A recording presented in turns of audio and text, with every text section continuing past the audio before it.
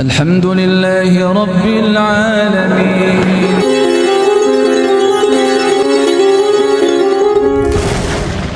Sore ini kita anggap selamatan Bapak Ibu sekalian. Sore ini kita selamatan, tapi ya nggak nyembelih kambing ya. Orang segini banyaknya nanti kambingnya butuh berapa kambing ya, pokoknya dalam bayangannya anggap sudah makan kambing sendiri-sendiri ya. Selamatan hari ini insya Allah kita launching sekolah Alam Tahfidz Al-Firas.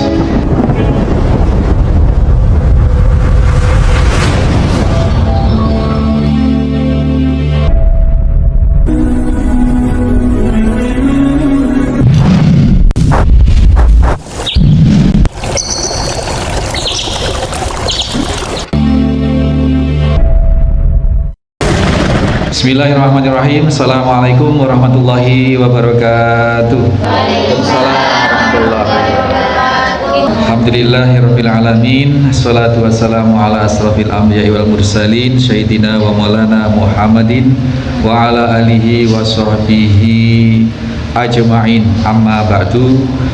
Yang kami hormati Kak Samsul, Kak Farin, ada Kak Lim. Ingat yang yatim lama pasti ingat ini Kak Lim. Dulu yatim kecil juga mulai kelas 2 SD di sini. Sekarang sudah punya anak alhamdulillah.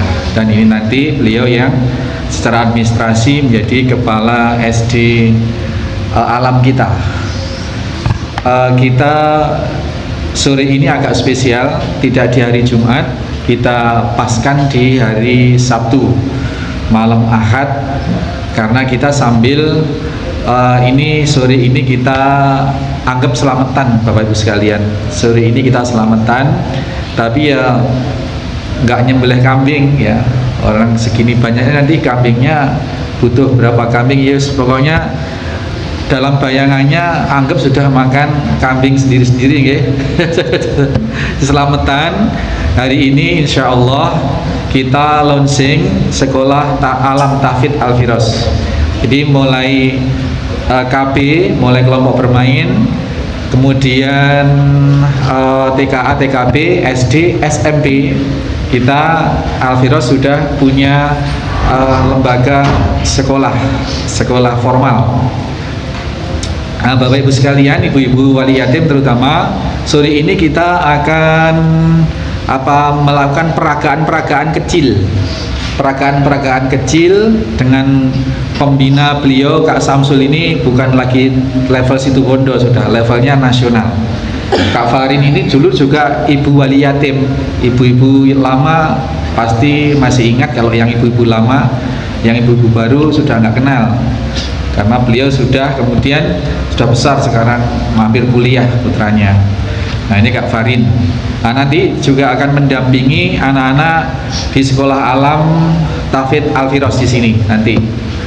Terus sore ini seperti biasa kita pembinaan rutin ya, seperti ini ya.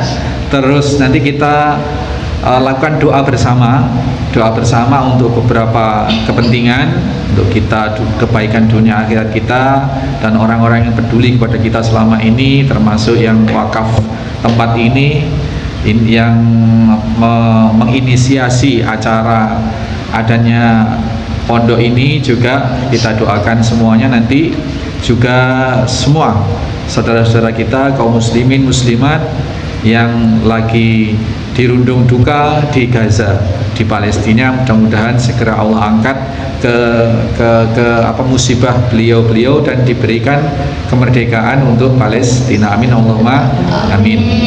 Anak-anak sekalian, ini nanti prosesnya setelah kita dari aula sini, nanti akan dipilah anak-anak yang usia SD ini dibikin peragaan.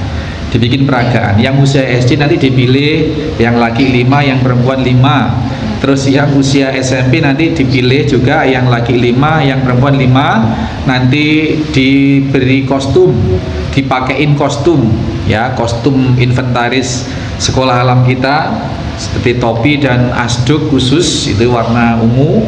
Nanti terus dari sini nanti ada tim pengarah, mungkin Kak Lim atau Kak Samsul nanti yang ngarahkan skenarionya seperti apa, termasuk nanti makan es krimnya kapan gitu, makan bakso mie ayamnya kapan, terus disanguinya uangnya sangu kapan, itu nanti Kak Lim yang akan menjelaskan di sini.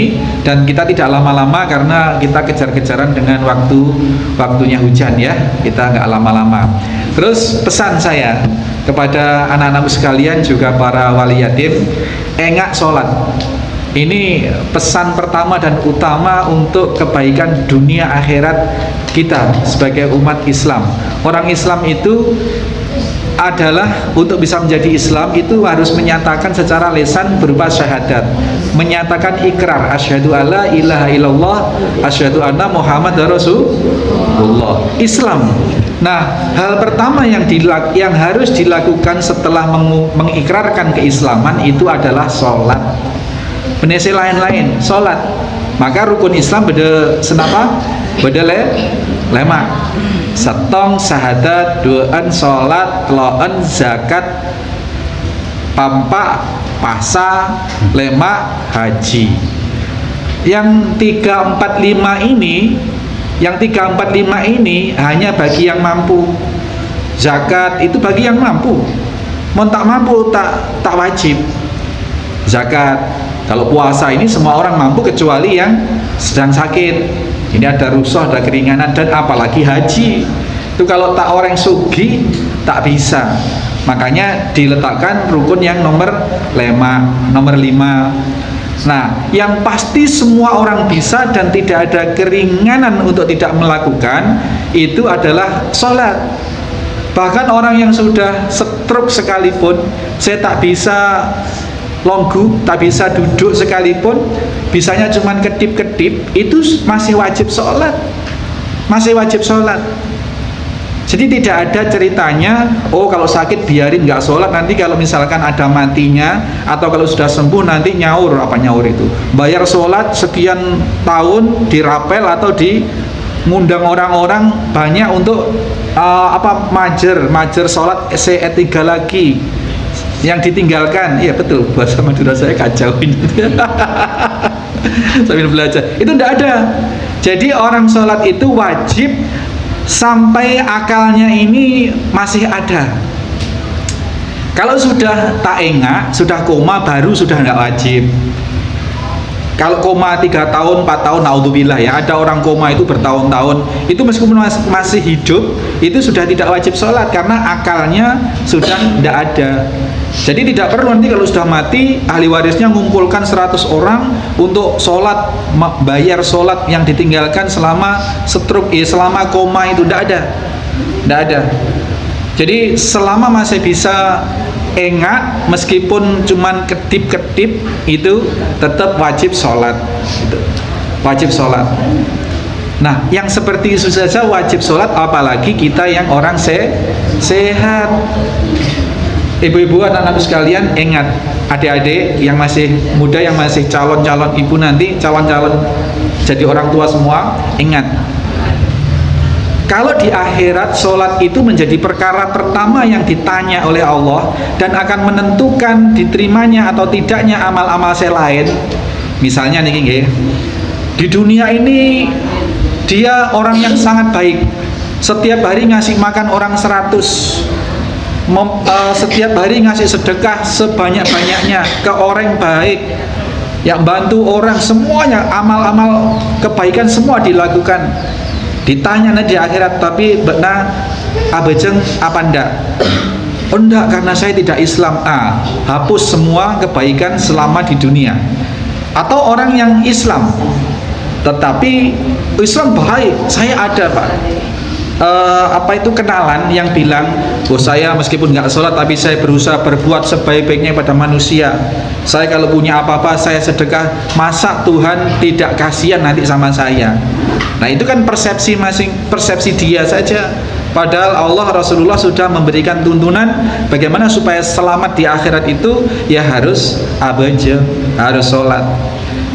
Yang ingin saya sampaikan di sini adalah bahwa Kalau sholat menjadi kunci diterimanya amal ibadah di akhirat dan menjadi kuncinya surga, sesungguhnya bukan hanya urusan akhirat, Bu. Itu kan nanti, Ustaz. Apa kata nanti kalau sudah mati? Di dunia pun sholat ini juga menjadi kunci utama. Kalau ibu-ibu hidupnya masih soro, kalau anak-anak masih tidak tertata, kalau kita punya masalah, punya apa, kembalinya ke abejem. Kalau kita membereskan sholat kita, maka hidup kita akan dibereskan oleh Allah. Saya misalkan seperti ini, kita sudah hidup tidak jadi orang sogih di dunia. Hidup kita di dunia ini soro, makan masih harus nyari, ya. Kalaupun punya mobil kayak saya misalkan, kemana-mana masih harus nyetir sendiri, nggak kuat bayar supir, misalkan seperti itu. Atau masih banyak tidak seperti orang sesogi-sogi. Nah, kita di sini sudah hidup soro. Mau minum minuman keras tidak boleh oleh agama, mau berzina tidak boleh oleh agama, mau judi selebur-lebur tak boleh sama agama. Di penjara kita sebagai orang mukmin, sebagai orang saya takut dari Allah, di penjara di dunia ini. Di dunia ini kita hakikatnya orang mukmin itu adalah soro. Hakikatnya soro, meskipun dia berkelebihan, bisa makan tiap hari, pada dasarnya dia itu terpenjara. Nah, apa iya sudah di dunia soro, nanti di akhiratnya juga kita akan soro? Apa iya gitu loh. Jadi kita harus menjadi lebih baik. Kuncinya adalah sholat. Bu, halo, ayo tak emo, Bu. Ini saya berpesan berkali setiap bertemu dengan kita semua, kita sampaikan bukan masalah apa. Saya bisa saja nggak peduli sama siapapun, tapi saya nanti ditanya oleh Allah, apa sudah disampaikan masalah sholat? Gitu. Kok ada masih anggota yatim center Al-Firos yang tidak sholat? Oh sudah ya Allah, sudah disampaikan. Ya sudah. Maka setelah disampaikan, akhirnya pada ujungnya adalah kita pasrahkan, kita kembalikan pada Allah. Sudah saya lepas tanggung jawab, sudah gugur kewajiban untuk mengingatkan masalah sholat. Saya nggak habis pikir ibu-ibu wali yatim ini, setiap pertemuan yatim tidak sholat ditanya mesti berhalangan. Apa iya berhalangan bener gitu loh. Bagi saya nggak masalah, ibu mau sholat nggak sholat, sholat karepmu, rasolat karepmu, digeblek malaikat, rasakno dengkulmu. Nggak ada urusan. Tapi kewajiban saya harus mengingatkan. Sebatas sudah diingatkan. Ingat Bu, sholat ini tidak hanya urusan akhirat, tapi urusan dunia ini juga bisa selesai dengan sholat. Kalau ibu bersedih, sedih apakah penyakit, apakah apa? Solusi pertama, gelar sajadah, sholat 2 rakaat, nyoon doa Allah. Nanti Allah akan menggerakkan alam semesta ini, menurunkan pertolongan. Mungkin dari tetangga, mungkin dari saudara, mungkin dari siapa-siapa. Itu tangan-tangan Allah. Tapi itu yang berkehendak adalah Allah. Jadi semua permasalahan hidup kita ini bisa selesai dengan kunci sholat. Hanya itu, sholat. Maka jangan diabaikan ibu, jangan karena oh saya orang susah Ustaz, saya harus nyari nafkah sehingga nggak sempat sholat. Ini nggak kebalik kebalik. Justru dengan sholat semua permasalahan akan Allah beri jalan keluar. Ini ibu, eman. Ya ini masalah sholat. Baik, terus kemudian kita doakan orang-orang yang selama ini peduli dengan kita. Kita doakan para pengurus yayasan, para pengurus pondok ini, termasuk orang-orang yang andil setiap bulan menitipkan sedikit rezekinya, sebagian rezekinya untuk kelangsungan yayasan ini, termasuk yang hari ini seperti hari-hari yang lain, waktu-waktu yang lalu yang diamplopi ke anak-anak Untuk sangu, tambahan ya, bukan sangu, karena kalau untuk sangu nggak cukup, itu sangat nggak cukup, tambahan saja. Kalau anak-anak pengen dicukupi sepenuhnya, makannya, minumnya, sekolahnya dibiayai sampai sarjana, tinggal di sini, nyantri di sini. Seperti ini Mas Kansil, alhamdulillah. Kalau mau tinggal di sini, mukim di sini, sehari-hari sama Ustadz bareng, ayo salat bareng, ayo ngaji bareng, ayo main bareng, ayo sekolah kita antar, kita kasih bekal, kita bontotin. Malam kalau misalkan waktunya bangun subuh, kita bangunkan, kita ajak sholat subuh berjamaah bareng. Kalau mau seperti itu, semua untuk anak yatim kita biayai penuh. Bahkan kita jamin sampai sarjana kita bisa dampingi, kita bisa biayai. Atau ngambil program yang Sabtu Ahad itu, yang Tahfidz Camp. Tahfidz Camp itu Sabtu datang, pulang sekolah, nginep semalam di sini, nanti Minggu sore pulang. Ada tugas-tugas untuk, atau ada pembimbingan menghafal meskipun sakoni, karena memang tidak mukim. Kenapa kok sakoni? Gimana nggak sakoni? Di sini sehari semalam dibimbing menghafal. Terus yang 6 hari di rumah, kalau sudah sekolah pulang nonton TV, sekolah pulang main kopean sampai sore, sekolah pulang main HP sampai losdol. Gimana mau nggak cuman sakoni? Tapi kalau tinggal di sini insya Allah lebih terarah, tertata. Bagi anak yatim kita fasilitasi penuh. Mas Kansil ini sekarang kelas 4, nanti kelas 5, kelas 6 lulus, SMP-nya di sini, SMP kita sendiri. Nanti kalau sudah sampai lulus kelas 6 mau masuk SMP, istiqomah di sini ya, hafalannya semakin baik, nanti dibelikan sepeda listrik. Nih, ini Mas Kansil ini, alhamdulillah. Okay. Dan jangan khawatir Bu, anak-anak di sini itu semua gemuk-gemuk.